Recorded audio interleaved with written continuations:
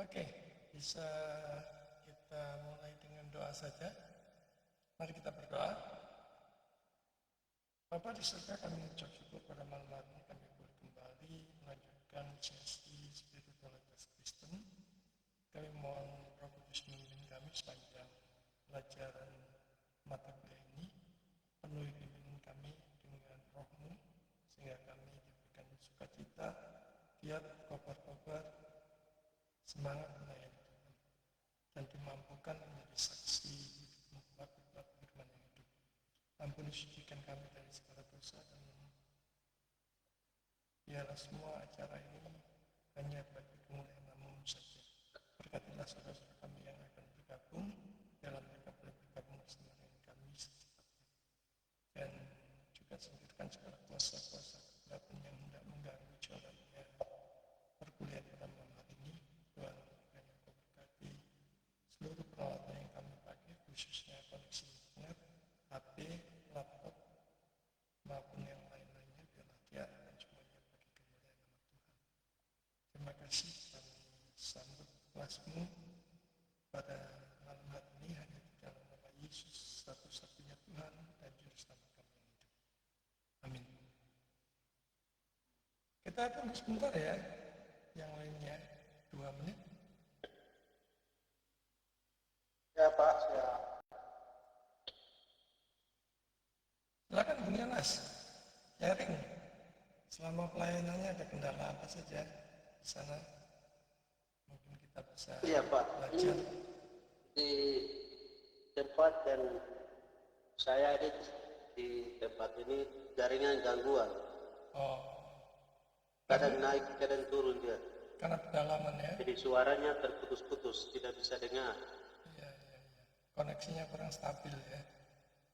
Iya. Kita berdoa, mudah-mudahan malam hari ini koneksinya bisa stabil.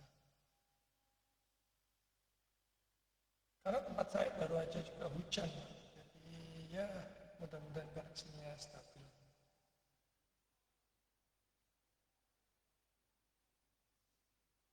Pak Gusti, gimana pospay-nya? Sudah mulai persekutuan? Ya, puji Tuhan Pak, sudah mulai. Kami sudah pemuridan mulai PA setiap kedua. Mantap. Nanti kapan-kapan kita atur ya seminar online bersama di sini Ya, juga. siapa? Nanti kalau kuliahnya selesai, kita mulai dengan seminar sambil memperlengkapi jemaat yang lainnya juga bisa ikut. Jadi diarahkan aja satu laptop itu, kemudian ke layarnya LCD itu, biar semuanya bisa melihat. Nanti pakai speaker kalau ada speakernya, jadi bisa sama-sama mendengar. Kalau Ya, kami masih berdiri untuk ada laptop dan LCD. ini ada yang gabung, Pak Anto. Salam Pak Anto, selamat malam. Halo Pak, malam. Ya, koneksinya Pak Yonas tadi putus kayaknya. Karena dia di Papua Tengah, di pedalaman. Dulu di Nabire. Ya. Oke, mari kita mulai. Gabung kembali. Baik, saya bagikan materinya.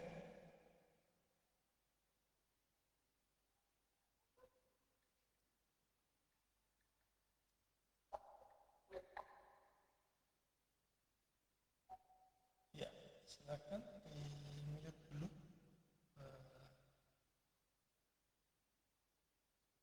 Share enter screen. Ya, kita mulai.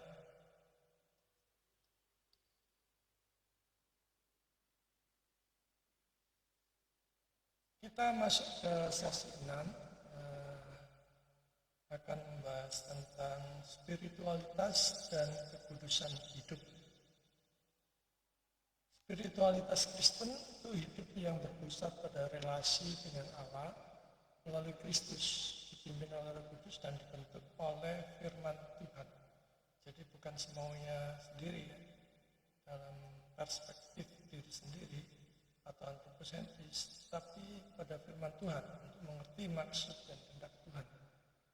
Spiritualitas sejati itu bukan sekedar aktivitas rohani, tetapi kehidupan yang terus diubahkan. Jadi ada progresi diubahkan oleh Roh Kudus menjadi lebih baik dari hari ke hari.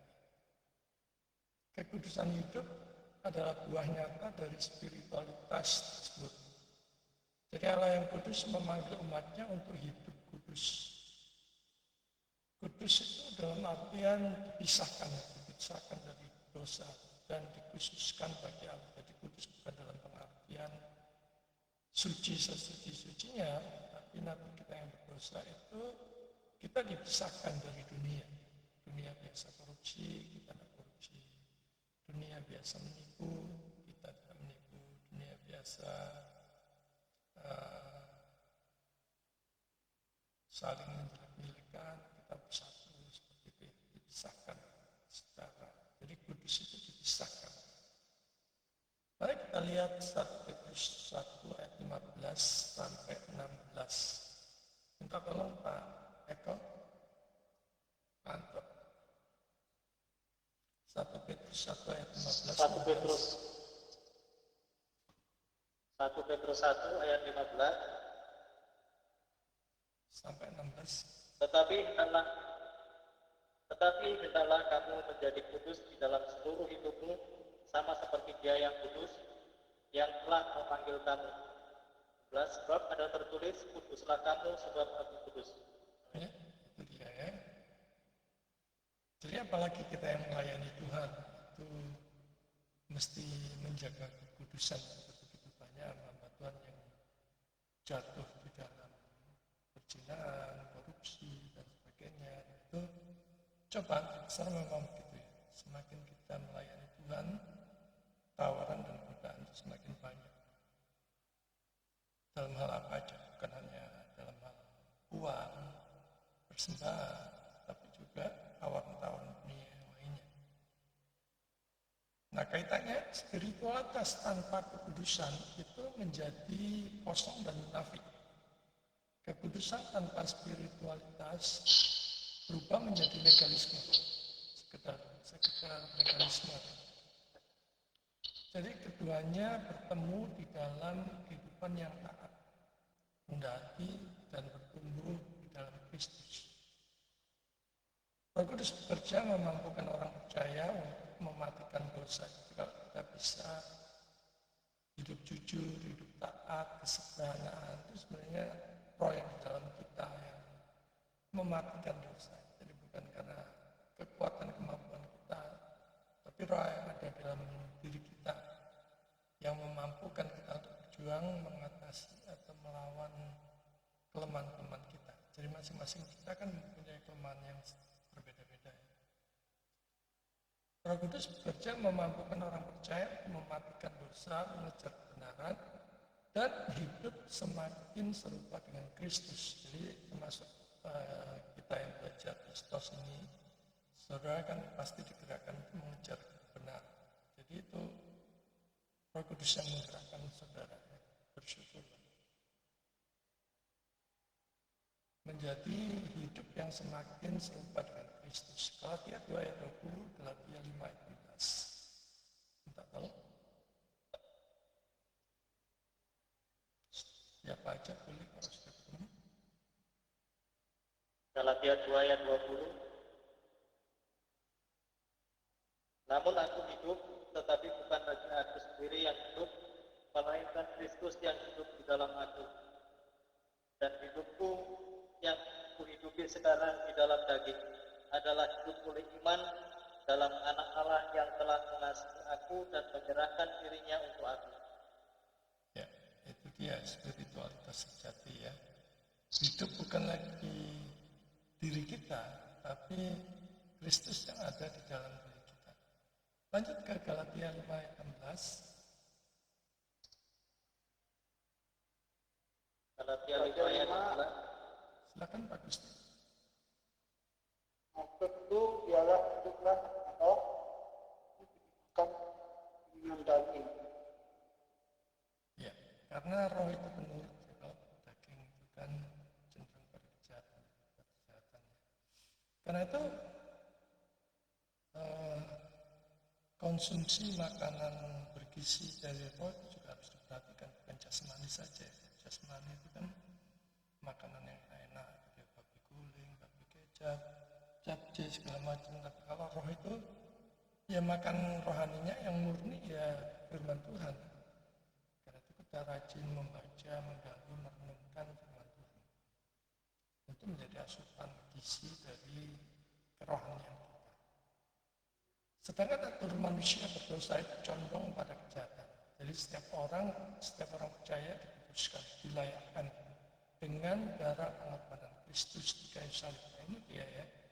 Bapa di surga itu melihat iman orang percaya yang percaya terhadap karya agung penebusan Yesus di kayu salib. Kita dibenarkan karena ini, dibenarkan Bapa seperti ini.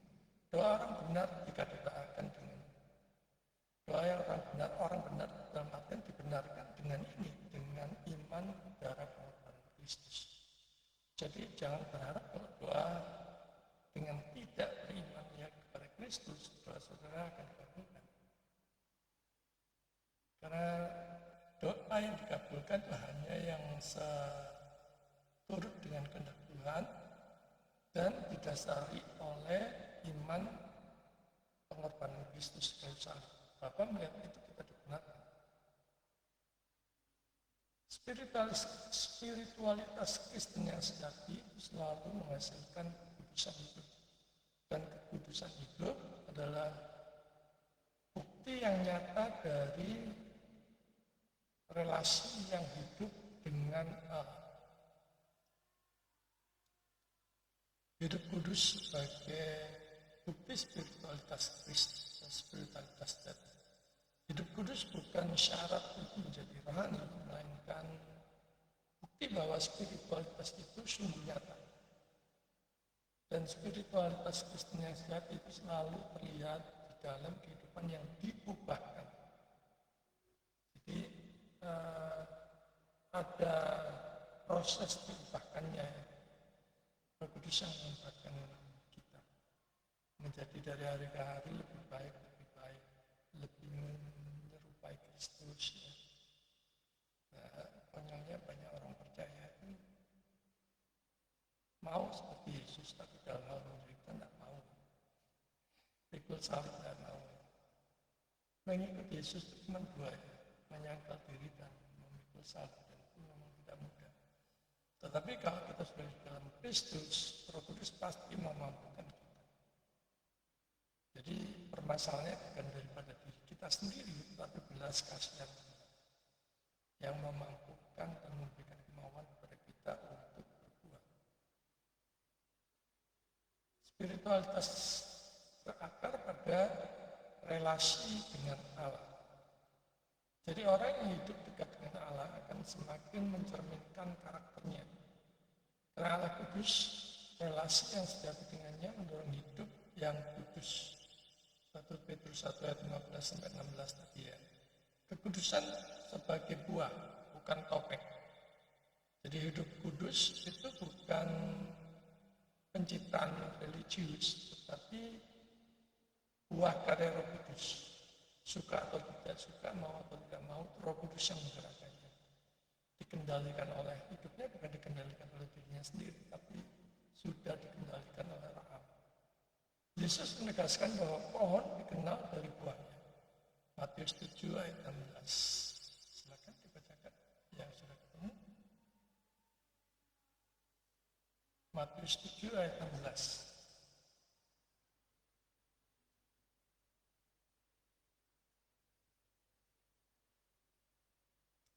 Ya, silakan. Matius 7 ayat 16. Dari buahnya lah kamu akan mengenal mereka. Dapatkah orang memetik buah anggur dari semak duri atau buah ara dari rumput duri? Amin. Ya, itu dia ya, dari buahnya. Tetapi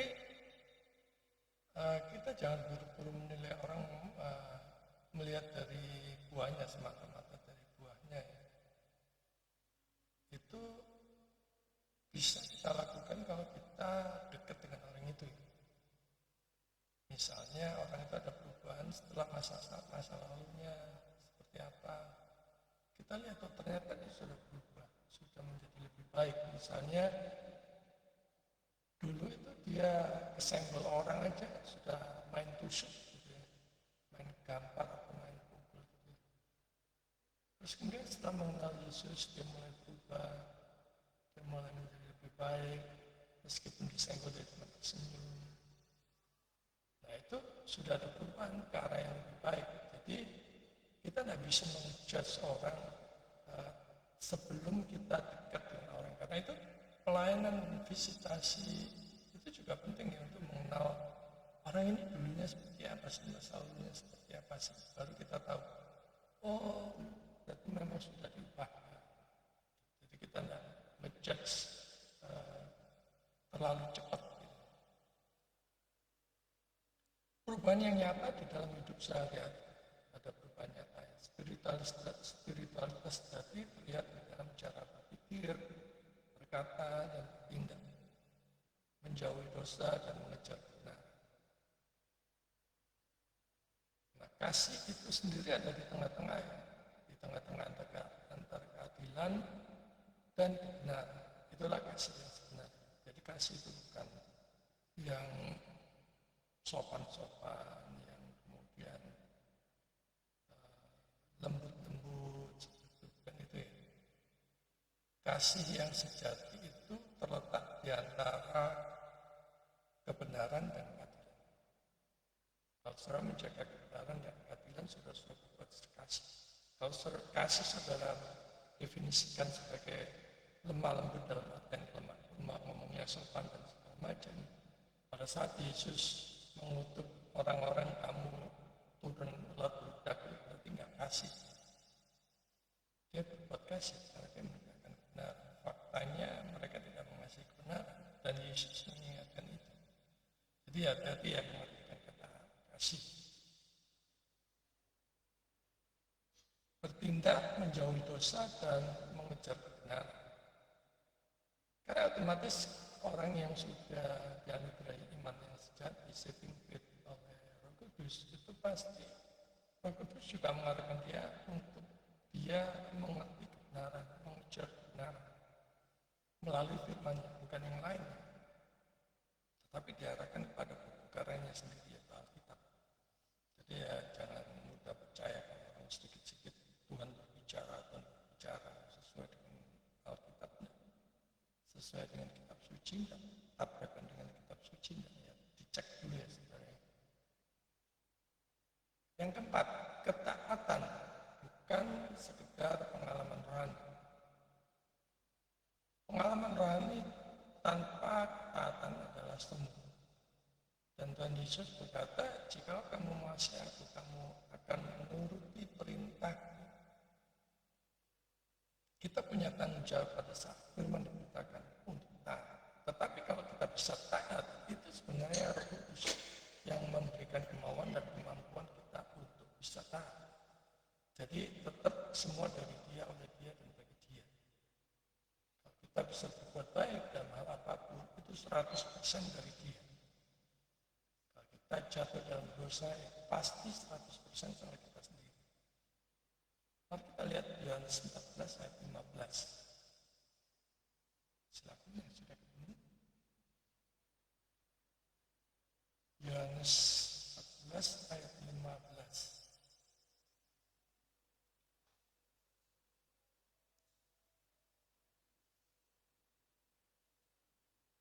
Yohanes 14 pasal 15.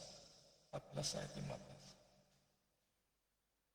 Kalau kamu mengasihi aku, menuruti segala Ya, itu dia ya. Menurut perintahnya. Ya.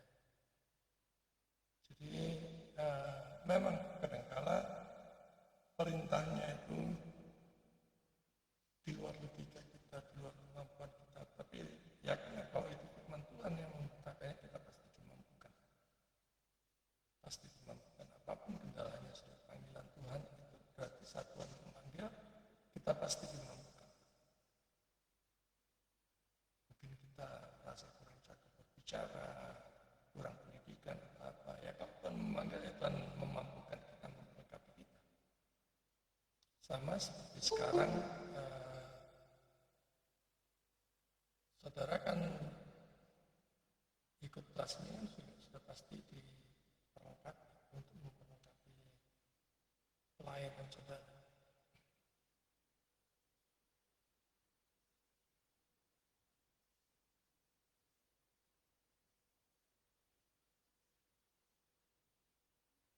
Jadi ingat, apapun yang kita bisa melayani, kita bisa berbuat baik, itu dari dia 100% dari dia. Jika kamu mengasihi aku, kamu akan mengikuti perintah. Jadi roh yang ada di dalam diri kita itu yang memampukan kita untuk bisa taat. Jadi kalau kita bisa taat, jangan bermegah diri. Tetap puji Tuhan, mengucap syukur kepada Tuhan. Kalau kita bisa berbuat baik, 100% dari dia. Kalau kita jatuh dalam dosa, itu 100% dari kita sendiri. Yang kelima, proses pertumbuhan yang berkelanjutan. Jadi hidup kudus itu bukan kesempurnaan yang instan, melainkan proses pengudusan yang terus-menerus berlangsung hingga kita semakin serupa dengan Kristus. Filipi 3 ayat 12. Mari kita lihat. Silakan yang sudah ketemu. Filipi 3 ayat 12 mengatakan begini, bukan seolah-olah aku telah memperoleh hal itu, ayat 11, mengikuti, mengajak, kalau dapat juga mengikatnya, karena aku pun Kristus Yesus. Ya, itu dia ya. Jadi kita dari hari ke hari mengalami progres semakin hari semakin lebih baik. Nah, tapi kalau dia mengaku orang Kristen, orang percaya, tapi tidak ada buah baik, buah perbuatan baiknya sama sekali, tidak ada buahnya sama sekali, ya Kristen KTP, dia bukan domba, dia kambing, hanya rasanya sendiri, merasa terima. Hidup kudus adalah tanda autentik spiritualitas Kristen, jadi bukan untuk pamer kesalehan, tetapi sebagai buah relasi yang hidup dan taat kepada Kristus.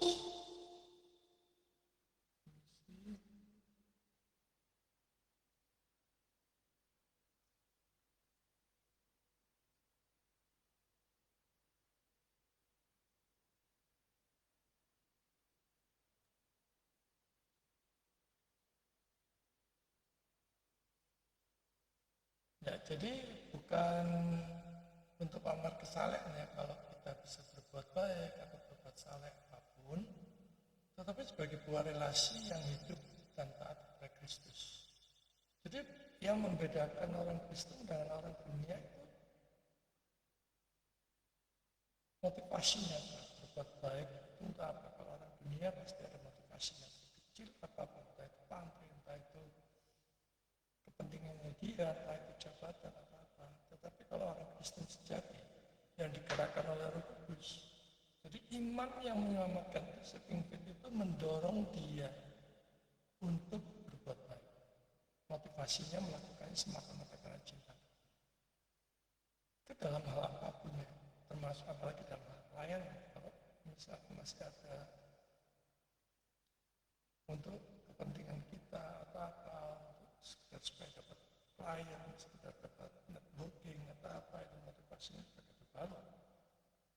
Tetapi kalau motivasinya murni dari Roh Kudus, itu mereka melakukannya melayani atau berbuat baik apapun amal soleh itu semata-mata karena cinta Tuhan, melakukannya semata-mata karena cinta Tuhan. Jadi itu yang membedakan antara orang Kristen dan orang dunia. Karena itu di dalam pelayanan saya selalu menyarankan untuk mengkoreksi motivasi kita yang paling dalam itu mahasiswa teologi saya arahkan ke sana. Apakah motivasi kita sudah benar di hadapan Tuhan, di hadapan orang diri? Nah, kalau belum, ya kita benarin dulu motivasinya. Kebanyakan kegagalan di STT asal menerima mahasiswa, terutama yang dari pedalaman, tanpa mengecek dahulu motivasinya belajar di STT itu apa. Karena outputnya kelihatan banyak yang kecuali balus, begitu lulus langsung menikah, udah selesai sudah. Begitu lulus, ada yang kerja di asuransi, ada yang kerja yang aneh, yang di luar apa yang dia pelajari. Dulu panggilannya sebagai apa?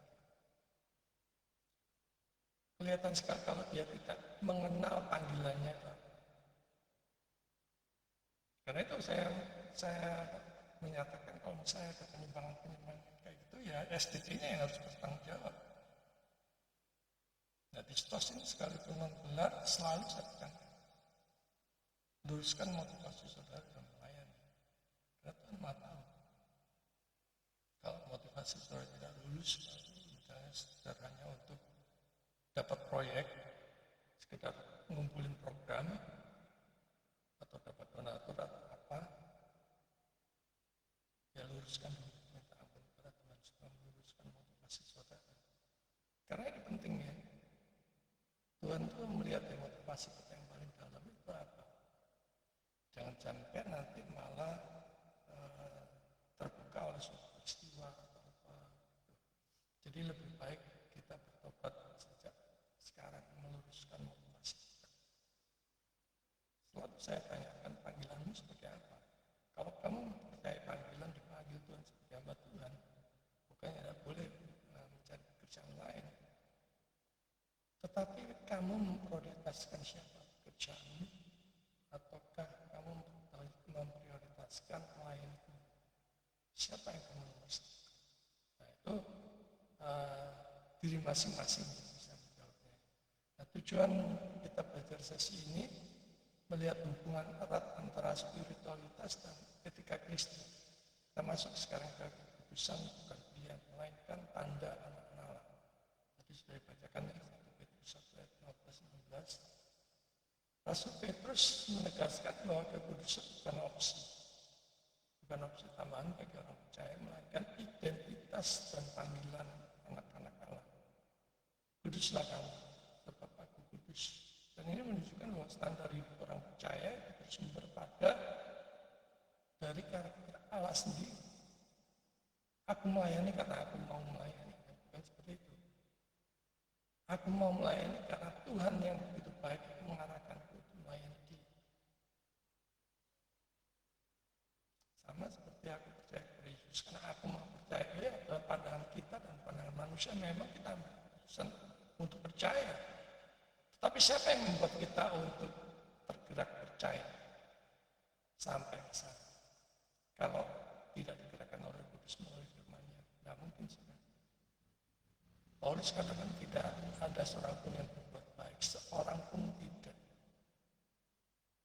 Nah, itu artinya semuanya karya Kudus. Kalau kita bisa percaya, kemampuan dan kemauan untuk percaya itu pun, bahkan iman sendiri pun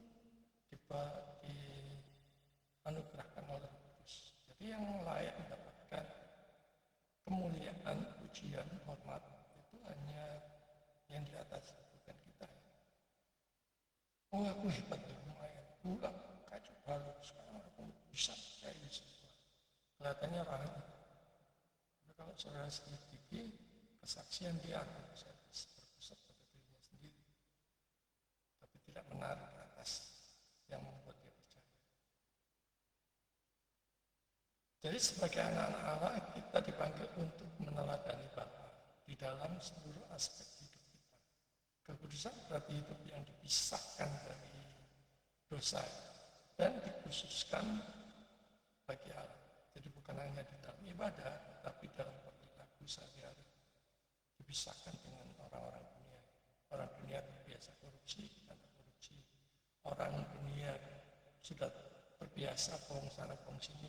Orang Kristen bisa percaya, punya integritas, berbeda, dikuduskan, dipisahkan. Ya, dipaksakan dari dunia maksudnya, supaya kita bisa memuliakan Allah dengan murni. Perintah ini bersifat menyeluruh dan mengikat, bukan untuk segelintir orang rohani, tapi bagi semua yang telah ditebus oleh darah Kristus. Jadi kekudusan itu bukan syarat keselamatan, melainkan bukti bahwa seseorang sungguh-sungguh memiliki Allah. Karena dia sudah diselamatkan, sudah ditebus, maka dia bisa berbuat baik. Alurnya seperti itu. Karena sudah mendapatkan anugerah kasih Allah yang besar, maka dia mampu berbuat baik. Berbuat baiknya selalu menuju untuk memuliakan Allah, bukan untuk dirinya sendiri. Dirinya sendiri kalau bisa tidak kelihatan sama sekali. Bagus.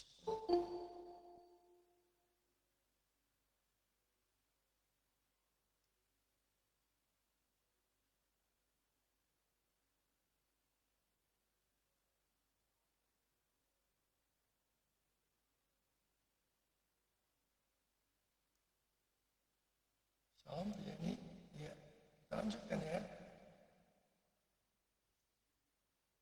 Jadi perintah ini bersifat menyeluruh dan mengikat, bukan hanya untuk segelintir orang rohani, tetapi bagi semua yang telah ditebus oleh darah Kristus. Kekudusan bukan syarat keselamatan, melainkan bukti bahwa seseorang sungguh milik Allah dan hidup di bawah anugerah. Kita bisa berbuat baik karena Allah yang kita sembah itu sungguh baik, bukan untuk menyembangkan diri. Aku bisa berbuat baik karena aku mati-matian berbuat baik. Ada orang yang begitu meninggikan dirinya sendiri, dan itu sebenarnya kurang ajar terhadap Tuhan tanpa dia sadar. Aku percaya Yesus karena aku mau percaya. Berarti kamu lebih baik dari orang lain. Ada begitu banyak orang lain yang bisa percaya kepada Yesus. Jadi semacam menyepelekan Tuhan. Kita katakan semua dari dia, oleh dia, bagi dia. Kalau kita bisa berbuat baik pun dari dia. Kita yang disombongkan. Jadi kekudusan adalah tanda otentik anak-anak Allah, buat dari anugerah keselamatan. Jadi bukan pilihan tambahan bagi orang percaya. Jadi itu sudah otomatis orang dalam Yesus pasti itu tidak kekudusan. Menjaga kekudusan. Dan itu kalau bisa melakukannya, itu juga dari dia. Dan artinya kalau Tuhan mencabut kasih karunia-Nya, orang pasti jatuh. Siapapun pasti jatuh. Pada saat Petrus dicabut kasih karunia, dia menyangkal jatuh. Pada saat Yudas dicabut kasih karunia, dia berkhianat. Jadi nggak ada yang superman rohani. Kebergantungan penuh kita kepada Tuhan. Dan itu harus kita sadari. Ciri berikutnya adalah melawan dosa, mematikan daging. Kolose 3 ayat 5. Silakan, ya, sudah ketemu.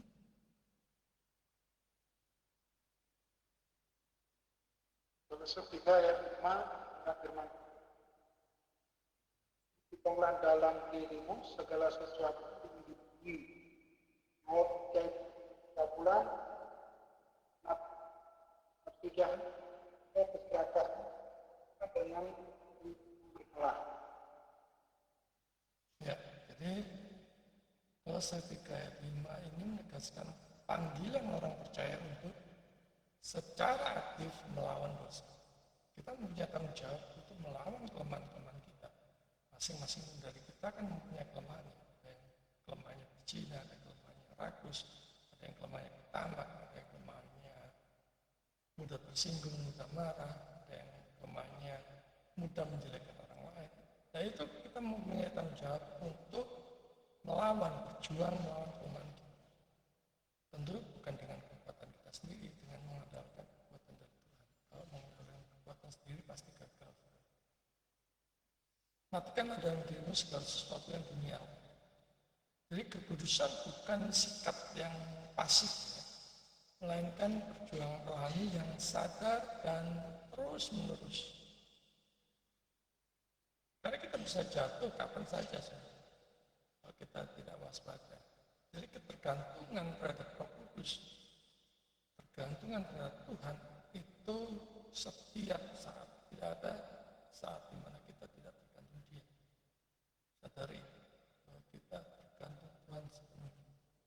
Mematikan daging itu berarti menolak dan menghentikan kuasa dosa yang masih berusaha menguasai hidup orang percaya, termasuk dosa-dosa lahiriah dan keinginan hati yang tersembunyi. Ini dilakukan bukan dengan kekuatan sendiri, tetapi oleh kuasa Roh Kudus berdasarkan identitas baru kita di dalam Kristus. Kolose 3 ayat 1 sampai 4 agak panjang, silakan. Minta tolong dibacakan. Siapa saja yang sudah ketemu? Kolose 3 ayat 1 sampai 4. Karena itu, kalau kamu dibangkitkan bersama dengan Kristus, carilah perkara yang di atas, di mana Kristus ada, duduk di sebelah kanan Allah. Pikirkanlah perkara yang di atas, bukan yang di bumi. Sebab kamu telah mati dan hidupmu bersembunyi bersama dengan Kristus di dalam Allah. Apabila Kristus yang ada adalah hidup kita, menyatakan diri kelak, kamu pun akan menyatakan diri bersama dengan Dia dalam kemuliaan. Amin. Ya, jadi memikirkan segala sesuatu itu yang di atas sebagai prioritas, bukan berarti yang di dunia ini tidak berguna sama sekali. Tapi nomor satunya adalah yang bernilai kekal, yang di atas. Sama seperti kalau kita memohon surah, misalnya sudah memohon mobil gitu ya, itu bisa kita bedakan apakah permohonan mobil itu untuk memuliakan Allah, memuliakan Tuhan, atau untuk saudara pamer pada tetangga. Itu berbeda. Saya mau Tuhan memberikan mobil supaya saya bisa menjemput jemaat yang tidak mempunyai kendaraan untuk bisa datang ke gereja dalam ibadah atau persekutuan. Nah itu saudara termasuk memohon mobil untuk memuliakan Tuhan. Berbeda dengan orang berdoa untuk minta mobil, kalau bisa mereknya yang Rolls Royce, jet ini, tapi untuk dirinya sendiri supaya dipandang bahwa dia orang yang bisa membeli Rolls Royce. Beda ya, motivasinya beda. Dalam pelayanan pun juga begitu, motivasinya beda. Karena itu selalu teliti baik-baik motivasi kita apa di dalam pelayanan, di dalam berdoa meminta suatu hal. Luruskan dulu. Jadi perintah ini menunjukkan bahwa orang percaya tidak boleh berdamai dengan dosa. Anugerah bukan alasan untuk kompromi, melainkan kekuatan untuk hidup kudus. Jadi sekali lagi kalau kita bisa kudus itu dalam artian bukan suci sesuci-sucinya, tapi dipisahkan dari dunia. Tetap natur kita adalah orang berdosa yang bisa kapan saja jatuh di dalam dosa. Kalau kasih karunia Tuhan jatuh atas kita. Karena itu kita memerlukan kasih karunia kasih Tuhan setiap saat. Di dalam segala aspek dalam pekerjaan kita, dalam segala apalagi pelayanan kita. Melawan dosa dan mematikan daging adalah panggilan aktif setiap orang percaya sebagai respon ketaatan atas hidup baru di dalam Kristus. Yang ketiga, spiritualitas yang sejati terlihat dalam buah karakter, bukan fenomena rohani. Jadi spiritualitas Kristen tidak diukur dari pengalaman spektakuler atau fenomena rohani, melainkan dari perubahan karakter yang dihasilkan oleh karya Roh Kudus. Alkitab menegaskan bahwa Roh Kudus menghasilkan buah di dalam kehidupan orang percaya, kasih, sukacita, damai sejahtera, kesabaran, kemurahan, kebaikan, kesetiaan, kemalembutan, dan penguasaan diri. Ya, artinya buah-buahnya segini banyak. Kalau misalnya tidak ada satu pun dari buah-buah roh ini, ya berarti memang imannya palsu. Seperti yang Yakobus katakan, iman palsu itu. Iman palsu ya KTP mati. yang nggak ada iman sebenarnya, imannya keros-kerosan juga, perasaan dia sendiri. Galatia 5:22 sampai 23 ya, buah roh ya. Buah ini menunjukkan kedewasaan rohani yang nyata dan berkelanjutan. Jadi terus ikut Tuhan dan layan Tuhan sampai akhir. Itu Roh Kudus yang mengatur, makin selaras dengan firman Tuhan kehidupannya. Dulu mungkin bekerja sempat korupsi waktu, sempat ya curi uang sana, curi uang sini. Tapi setelah diubahkan, mulai integritas dia. Nggak mau lagi hal seperti itu. Termasuk dalam hal yang merokok ya. Saya punya teman yang biasanya mengantar saya ke pelayanan. Itu dulunya merokok, dia sendiri juga nggak mencari mulai kapan dia nggak merokok, nggak suka merokok. Tahu-tahu sudah nggak suka itu rokok. Kapan persisnya dia nggak. Lalu termasuk pribadi yang pelan-pelan diubahkan Tuhan dalam hal kecil sekalipun. Misalnya dalam hal korupsi waktu. Kalau kerja kan banyak ya, korupsi waktu. Jadwal datang kerja jam 8, dia datang kerja jam 9, itu juga korupsi waktu. Tapi kalau sudah diubahkan, tidak lagi sudah mulai disiplin, tertibnya seperti itu karakter yang diubahkan. Yang kalau saya pribadi, saya mengucap syukur bahwa saya nggak menganggap diri saya baik, tapi saya bersyukur saya punya orang tua yang mendidik saya. Saya ingat sebelum saya bekerja itu mendapatkan wejangan. Sekali kamu menerima suap, maka dimanapun kamu bekerja, kamu akan seperti itu. Dan itu saya ingat. Sekalipun saya waktu itu belum mengenal kerohanian yang begitu mendalam, tapi itulah satu hal itu, kejujuran itu, saya ingat orang tua saya pesan. Dan ya begitu selama saya bekerja, kalau saya melihat secara langsung ada ketidakjujuran, saya akan bongkar. Dan itu sebabnya pekerjaan karir saya cenderung ribut ya kalau untuk urusan-urusan seperti itu. Jadi ya, bersyukur juga mendapatkan didikan dari orang tua dan itu bermanfaat. Dan itu tentu Roh Kudus yang ada di dalam diri saya pada waktu itu, sekalipun saya kurang begitu minat dengan kerohanian, itu sudah mengubahkan saya. Jadi fenomena rohani itu bisa mengesankan, tapi tidak selalu mencerminkan kehidupan yang taat. Ya. Yesus sendiri mengingatkan bahwa aktivitas rohani yang luar biasa tidak menjamin relasi yang benar. Matius 3 ayat 22 sampai 23. Mari kita baca.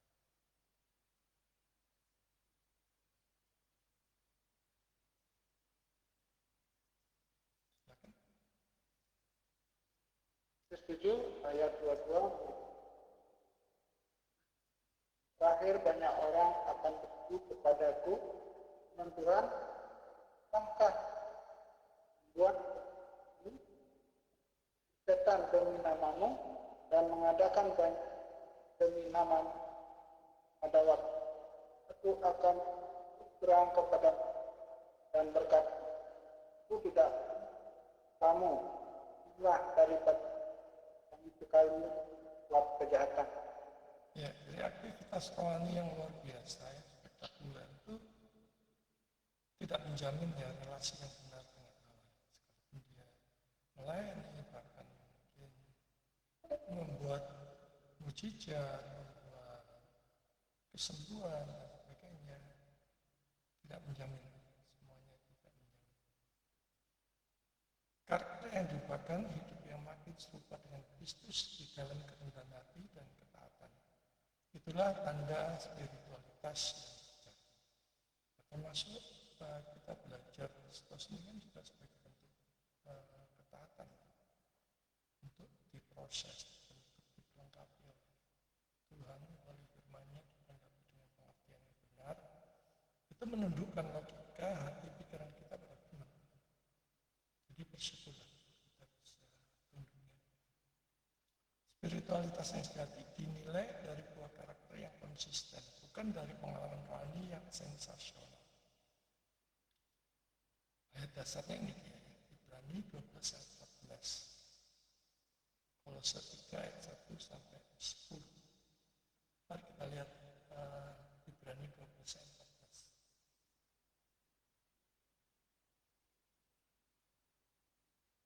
Sampai 10, Pak. Ibrani 12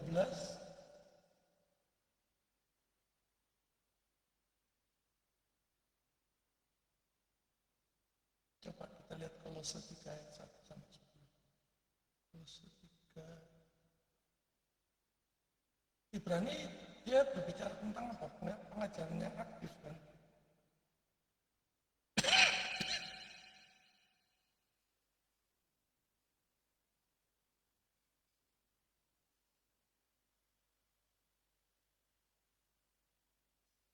Jadi nanti bisa dicek ya Ibrani Ibrani 12. ayat 14. Tidak ada ya? Ada, Pak. Usahalah untuk hidup rukun dan hidup rohani. Berusahalah juga untuk hidup suci, khusus untuk Tuhan, sebab tidak orang pun dapat melihat Tuhan kalau ia tidak hidup seperti itu. Jadi ini menegaskan bahwa spiritualitas Kristen menuntut pengejaran yang aktif ya. Kita mengejar. Ya karena kebenaran itu kan harta yang paling mahal. Nilainya kekal. Lebih mahal dari permata, dari mutiara, dari harta yang paling mahal di dunia. Pengejaran aktif akan kekudusan hidup damai dan kudus bukan pilihan tambahan, melainkan tanda relasi hidup yang sejati dengan Tuhan.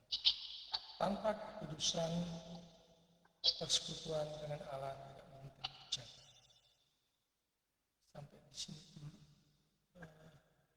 Kita masuk ke sesi tanya jawab, nanti sisanya bisa saudara pelajari, tinggal sedikit ya.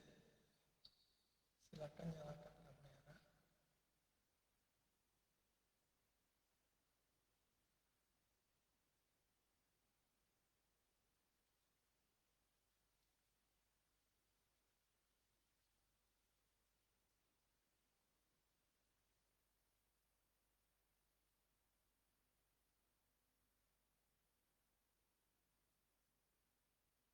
Ya silakan.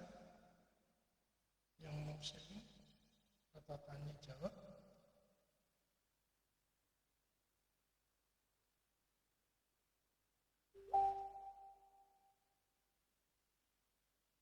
Ya silakan.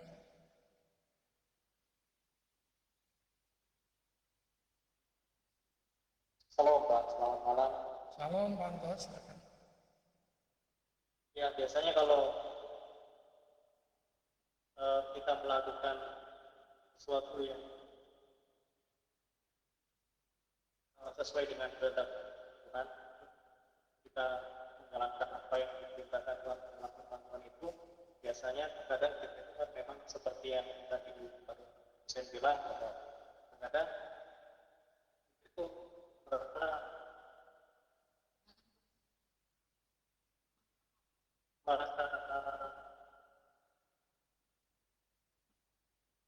kita itu dianggap suci, Pak. Ya, Seperti itu. Kadang-kadang kita juga merasa pikiran juga kadang-kadang gawat ya, manusia. ya, Manusia bisa pikiran gawat karena banyak sekali orang-orang yang kadang justru lebih senior, kadang-kadang juga menjatuhkan tidak gitu ya. melakukan hal-hal seperti itu tuh. Terkadang mereka anggap kita itu kok suci. Padahal kalau dipikir kita itu semua belajar. Ya, tetap ketaatan itu Dan kita di atas semuanya ya. Artinya tidak tergantung dari penilaian siapapun. Jadi, tetap berusaha untuk melakukan yang terbaik lah. ya betul. Jadi Iya. kadang di Intinya dalam pelayanan, berusaha melakukan yang ya di dalam pelayanan itu kadang-kadang memang dibutuhkan tutup mata, tutup telinga gitu ya. Bukan berarti mengabaikan budak tuli sekitar kita, tetapi terhadap hal-hal yang bisa melemahkan iman kita, semangat kita dalam pelayanan itu tutup mata aja, tutup telinga. Memang harus seperti itu, karena natur orang berdosa memang cenderung seperti itu ya. Kita berbuat benar pun salah. Begitu. Sementara yang menikmati perpuluhan, menikmati persembahan, menghabiskannya secara tidak bertanggung jawab, dibiarkan saja. Nah, itu memang natur orang berdosa seperti itu. Jadi ya terkadang kita mesti mempunyai sikap yang bijak. Ya mungkin itu kelemahannya dia, kita doakan aja seperti itu. Kadang memang betul Pak, itu memang memperlemah semangat kita dalam pelayanan. Gitu. Kalau perlu dalam hal yang ekstrem seperti itu ya nggak usah bekerja sama dengan orang yang model itu. Cari rekan sekerja yang benar-benar tulus melakukannya karena cinta Tuhan, bukan sekedar proyek.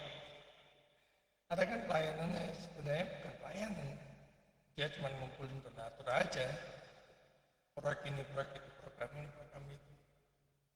Ya sebenarnya itu saja. Tapi kalau orang melakukannya semata-mata karena cinta Tuhan itu nanti tulus, sudah rugi, sudah untung, sudah dihargai, tidak peduli.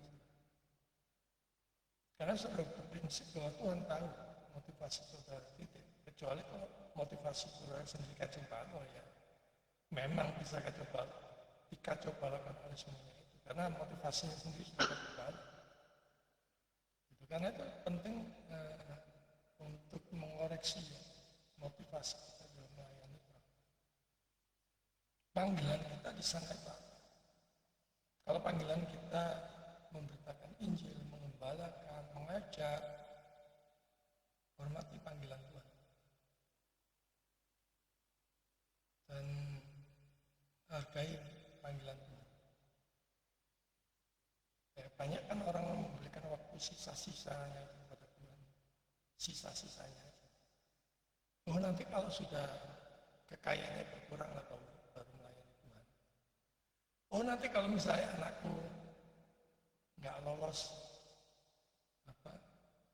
fakultas terbaik, misalnya hukum atau kedokteran, nanti nggak boleh masuk teologi. Itu kan sisa-sisa, memberikan yang sisa-sisa. Justru dibalik sekarang, saya mau mempersembahkan anak saya untuk Tuhan. Dia yang paling penting, dia harus melayani Tuhan. Saya mau memberikan anak saya masa persembahkan kemuliaan Tuhan. Paling tidak. Saya sekarang untuk besar, ya saat inilah kita mempersembahkan bagi kemuliaan Tuhan, bisa enggak? Karena itu Tuhan memberikan challenge, jualah semua dan ikutlah. Tidak mudah. Bukan berarti Tuhan memuji orang kaya, bukan. Masalahnya hatinya di mana dia memprioritaskan siapa. Itu yang membedakan.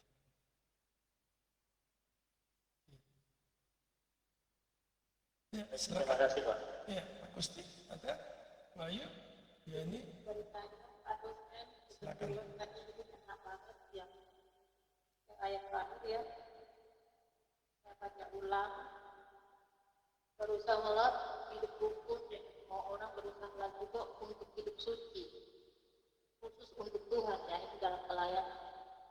Jadi saya tiba-tiba diingatkan Tuhan setelah baca ini, ingatkan Tuhan dengan pelayanan saya di sini tuh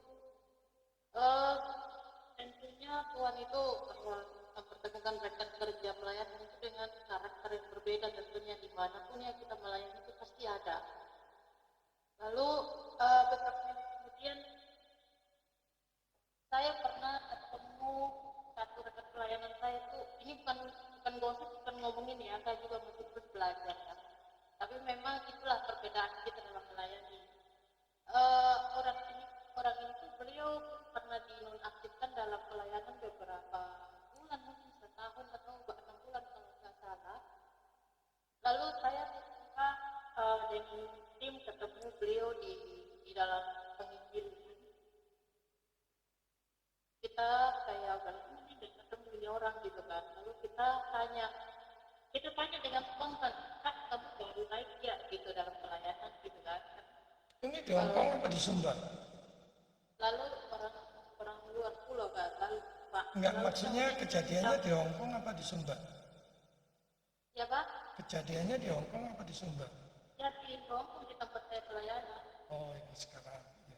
Lalu dia dengan spontan itu menjawab saya begini, oh maaf Kak, saya orang lama, tapi saya baru naik lagi. Maksudnya gini, dalam karakternya dia ini ada yang tidak sesuai dengan kita. Gitu. Lalu kita tegur kan, firman Tuhan kan bilang berusahalah itu kemudian kita saling tegur gitu kan. Kita saling tegur, Kak kalau boleh jangan gini ya, gitu. Dia langsung menjawab itu. Maaf ya Kak, saya orang lama kan dalam pelayanan. Di sini saya belajar tentang kerendahan hati di hadapan Tuhan. Oh, dia merasa senior gitu. Ya dia merasa sudah pintar ini. Sedangkan dalam pelayanan ini kan kita harus sehati sepikir untuk melayani Tuhan seperti pada 9 tadi. Jangan cuma sisanya aja kita serahkan sama Tuhan ketika kita sudah merasa pintar dan lain sebagainya. Di sini saya belajar oleh Tuhan memang gak bisa ditegur gitu. Kalau saya pribadi ditegur sama atasan baik itu gembala baik itu senior saya di dalam itu saya terima. Siapapun yang tegur saya, oh itu sudah bagian saya, oh itu ada yang kurang dengan saya, ada yang tidak berkenan dengan saya. Mungkin orang itu memakai Tuhan memakai orang itu untuk menegur kan nggak apa-apa. Itu kan dalam pelayanan kita harus benar-benar berusaha juga untuk menyerahkan seluruh hidup kita. Kalau melayani kan harus sepenuhnya ya tuntas.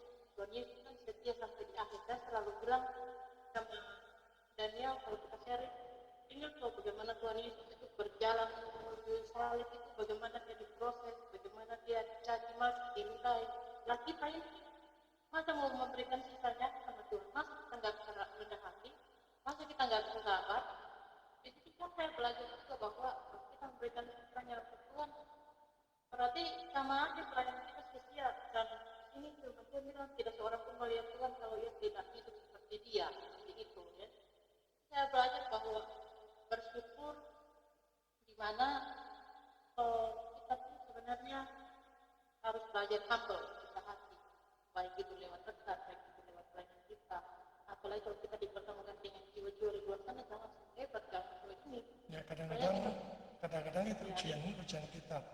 Jadi every day we have to learn it to be humble to everyone, apalagi di hadapan Tuhan. Karena kalau kita nggak berani rendah hati, kalau kita nggak berani ngomong sama orang dengan aplikasi Tuhan, itu kan sama aja gitu loh. Saya belajar bahwa siapapun yang menegur, apalagi kalau Pak dosen itu saya suka sekali datangin Pak dosen secara pribadi, saya tanya ini karena saya mau memperlain hati gitu. Makanya kalau firman Tuhan berkata berusahalah untuk hidup rukun dan orang berusahalah untuk hidup itu Tuhan mengasihi kita, Tuhan sayang sama kita, Tuhan mau kita hidup kudus. Lewat siapa aja Tuhan bisa pakai. Kalau Tuhan bisa pakai Pak dosen di sini untuk kita belajar, itu Tuhan mau pakai kita gitu. Jadi mari kita belajar untuk menyerahkan seluruh hidup kita, bukan sisanya aja. Itu selalu tertampar dengan hal itu. Dan Tuhan jangan dikasih sisa-sisa. Dari Pak dosen itu bilang dari dia oleh dia bagi dia. Jadi salah satu punya semua kepunyaan dia termasuk hidup kita. Betul. Ya, Ini kurang 1 menit sudah. Sudah kurang 1 menit, mungkin tidak sempat kita terlayan. Terima kasih itu semua waktunya, dan kita ketemu lagi hari Rabu. Ada yang merayakan Cinca? Selamat Cinca.